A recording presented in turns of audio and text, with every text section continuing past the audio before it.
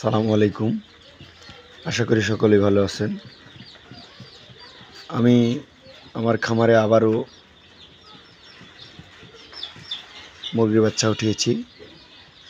শীতের টাইম, শীতের সময় কিন্তু সবচেয়ে বেশি বাচ্চা মারা যায় এই ব্রুডিংয়ের সময়। বিশেষ করে দেখুন আমি কীভাবে ব্রুডিংটি করাচ্ছি, মনোযোগ সহকারে দেখুন।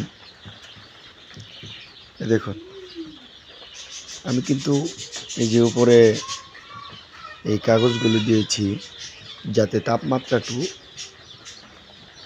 একটু ধরে রাখতে পারে, ভিতরে থাকে। তা না হলে শীতের টাইমে কিন্তু এই তাপমাত্রা কিছুই না। এই দেখতে পাচ্ছেন, এই দেখুন এই বাচ্চা আলহামদুলিল্লাহ অনেক সুস্থ আছে।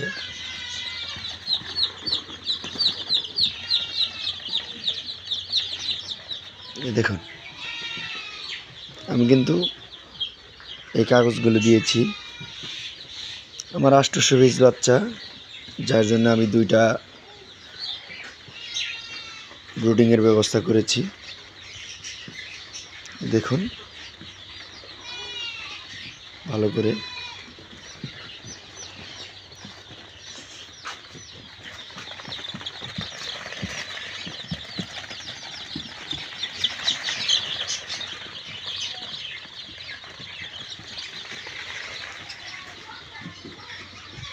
আশা করি আপনারা সবাই দেখতে পাচ্ছেন।